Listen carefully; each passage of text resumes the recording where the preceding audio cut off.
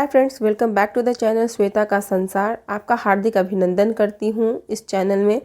तो नज़ारा आप देख ही रहे होंगे, ये घर का नज़ारा तो नहीं दिख रहा है। तो फ़िलहाल हम लोग गए हुए हैं रिसेप्शन पार्टी में, और यहाँ से मैं अपना ब्लॉग स्टार्ट कर रही हूँ आज का। तो रिसेप्शन पार्टी की जो भी थीम थी और जो भी डेकोरेशन था, सच में बहुत ही खूबसूरत था। तो माँ बाप जो है ना, अपनी पूरी जो इनकम है वो जमा करते हैं ताउम्र, और फिर अपने बच्चे की शादी में इस तरह से खर्च करते हैं। लड़के की और लड़की की एंट्री बहुत ही खूबसूरत थी। पटाखे ऐसे फूट रहे थे जैसे कि जश्न और दिवाली हो। तो जश्न तो है ही, पर दिवाली जैसा भी माहौल था। ब्राइड और ग्रूम दोनों ही बहुत ही खूबसूरत दिख रहे थे और बहुत प्यारे लग रहे थे। सारे अरेंजमेंट बहुत ही A1 थे, और सभी जगह स्टॉल लगी हुई थी। सेल्फी पॉइंट भी थे, हल्दी मेहंदी का भी सभी जगह पंडाल बना हुआ था, आप वहाँ जाके भी सेल्फी ले सकते हैं। तो सारे अरेंजमेंट थे ना, वो बहुत ही अच्छे थे। खाने पीने की सारी चीज़ें थी अपने अकॉर्डिंग, जिसको जो पसंद आ रहा था वो था। चाइनीज़ से लेके मैक्सिकन एंड फ्रेंच, सारी तरह के डिश थी। जिसको जो पसंद आ रहा था वो खा रहे थे। और यहाँ मैं वेट कर रही थी कि ऋषभ आएगा, क्योंकि ऋषभ जो था वो बस घूम घूम के इधर से उधर उधर दौड़ने में ही लगा हुआ था। मैं चाहती थी कि वो भी देखे कि किस तरह से सारी चीज़ें अरेंज होती है, ये सारी चीज़ें। पर छोटे बच्चे में हम चाहकर भी ये सारी चीज़ें ला नहीं सकते हैं। पर हम लोगों ने बहुत ही इन्जॉय किया पार्टी में, और आते आते हमें 11 बज गए हुए थे। तो जो है ना, ये एक तरह से झरोखा बनाया गया है कि जैसे राजा महाराजाओं के महल का जो था वो। तो मुझे लगता है कि ये सारी चीज़ें थर्मोकोल की होती होंगी, और इसको बनाने में काफ़ी टाइम लगता है। जो भी म्यूजिक था वो ऑन स्पॉट ही बजा रहे थे। जो सिंगर्स थे वो गा रहे थे, और जो सात बाउल में जो पानी डाल के होता है वो भी सप्तरंग वाले धुन थे। तो सारी चीज़ें बेहद ही खूबसूरत दिख रही थी। बहुत ही मज़ा आया, बहुत ही अच्छा लगा। हर तरफ रोशनी ही रोशनी, और सबने ब्राइड को खूब। ये नेक्स्ट डे का वीडियो है, और इस समय मैं अपनी वैनिटी से साफ़ कर रही थी, क्योंकि ये बहुत मुझे मैसी लग रहा था और चीज़ें बहुत ही बिखर रही थी। क्योंकि मॉर्निंग में स्कूल जाते जाते मैं फटाफट करती हूँ, तो चीज़ें कभी मैस्ड ही हो जाते हैं। इसलिए आज टाइम मिला तो मैंने सोचा कि चलो पहले इन चीज़ों को समेट लूँ, सबको संभाल के रखूँ, और फिर जो चीज़ें मुझे लग रही थी कि फ़िलहाल ज़्यादा काम की नहीं है, उन चीज़ों को मैं अंदर रखते जा रही थी। जिसमें अभी बहुत अच्छे तरह से मैंने ऑर्गेनाइज़ कर दिया है। बहुत ज़्यादा चीज़ें खरीद कर ऑर्गेनाइज़र मैं नहीं खरीदती हूँ। बस मैं ध्यान रखती हूँ कि चीज़ें जो यूजेबल है उसको यूज करो।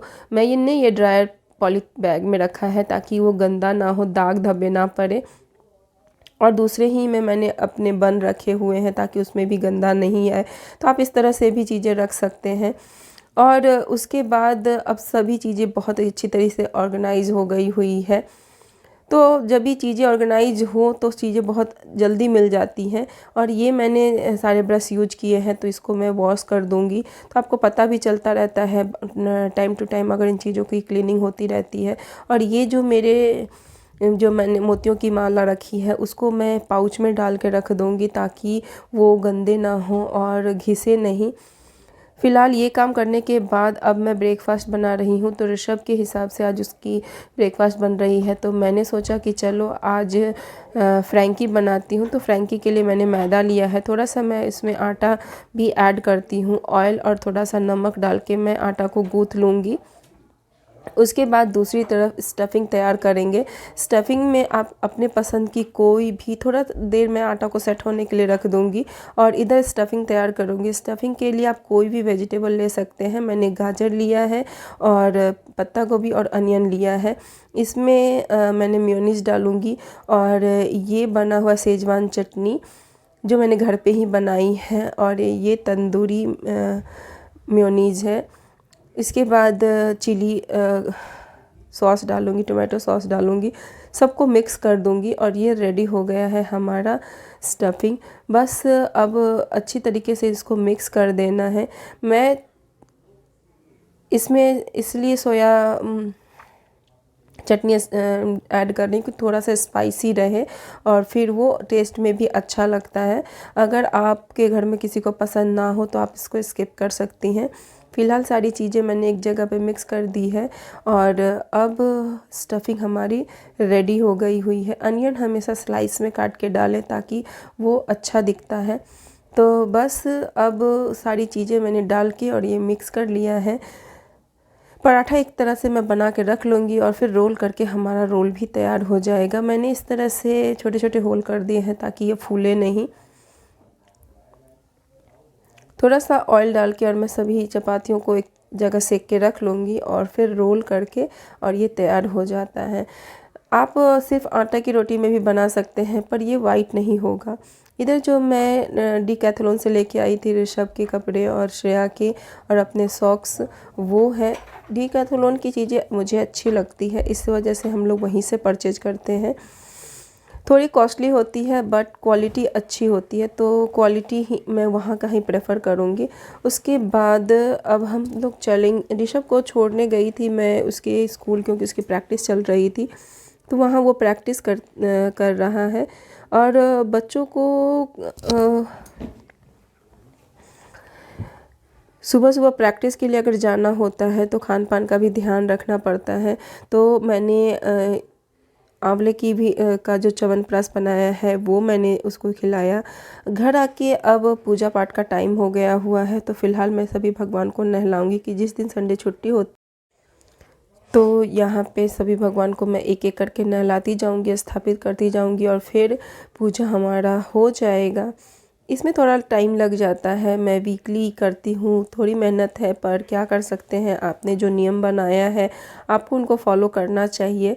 तो फ़िलहाल सारे भगवान को एक एक करके मैंने नहला दिया है और अब हमारा काम हो गया है ख़त्म। यहाँ पे पूजा पाठ करके मैं चलूँगी आगे, आगे का काम देखूँगी, लंच की तैयारी करूँगी।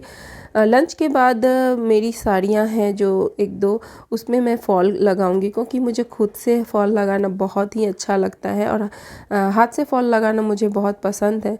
तो फॉल लगाते लगाते कुछ रील्स भी बन रहे हैं, तो यहाँ पे मैंने दो साड़ियों में फॉल लगाया है। और क्योंकि साड़ी में फॉल हाथ का लगाया हुआ मुझे बहुत अच्छा लगता है, इसलिए मैं हमेशा लगाती हूँ। इवनिंग के टाइम पे मेरे जिम में 1 ईयर कंप्लीट हो गया था, तो साल के कंप्लीट होने पर पार्टी रखी गई हुई थी, तो मैं अपने फ्रेंड सब के साथ में वहीं गई थी। तो यहाँ पे गुजरात में गरबा ना हो ये तो हो ही नहीं सकता है। तो बस हमें तो गरबा का सॉन्ग बस प्ले करो, हम कहीं भी पहुँच जाएं। तो ऐसे लोग हैं हम लोग। और गुजरात में रहकर सबको गरबा आ ही जाता है, चाहे आप गुजराती हो या फिर आप नॉन गुजराती। तो ये सारी चीज़ें आपको फ्रेश करती है और हमेशा खुश रहने के लिए प्रेरित करती रहती है।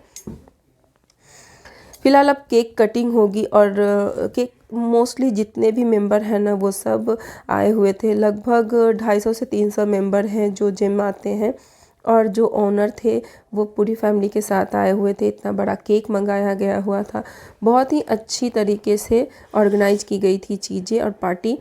साथ ही साथ सबने बहुत मज़ा किया, बहुत फ़न किया और बहुत सारी सेल्फी एंड फ़ोटोज़ क्लिक करवाए। पार्टी के बाद फिर हम लोगों ने किया डिनर, और डिनर के बाद डिनर में था पाव भाजी। तो बस डिनर के बाद हम लोग आ गए अपने घर। आई होप कि आपको ये वीडियो पसंद आया हो। वीडियो पसंद आया तो लाइक करें, चैनल पर नए हैं तो सब्सक्राइब करना ना भूलें।